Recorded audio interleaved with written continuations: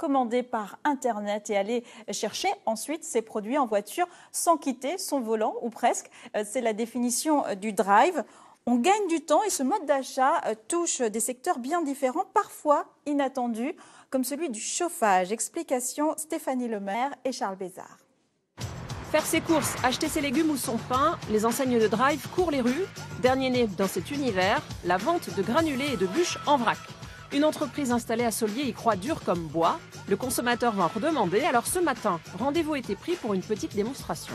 Le client, donc après avoir réceptionné son code via Internet, se présente devant le distributeur de Pelé, rentre son code sur la porte correspondante, ouvre sa porte, met son seau et il n'a juste qu'à appuyer sur la petite trappe pour pouvoir remplir la quantité qu'il aura choisie.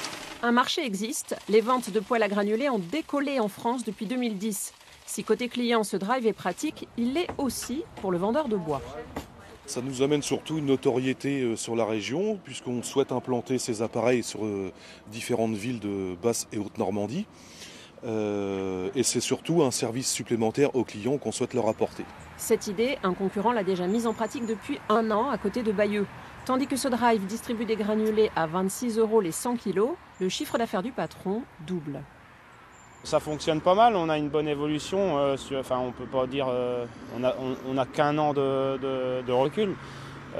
Les températures sont pas là pour nous évidemment, mais il y a une évolution.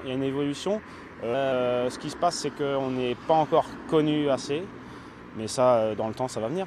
Les convertis aux granulés devront tout de même placer 10 seaux de 10 kg dans leur coffre. Même effort à fournir pour les bûches. C'est le prix à régler pour se prélasser au chaud, du moins quand l'hiver sera là. C'est l'heure de notre feuilleton.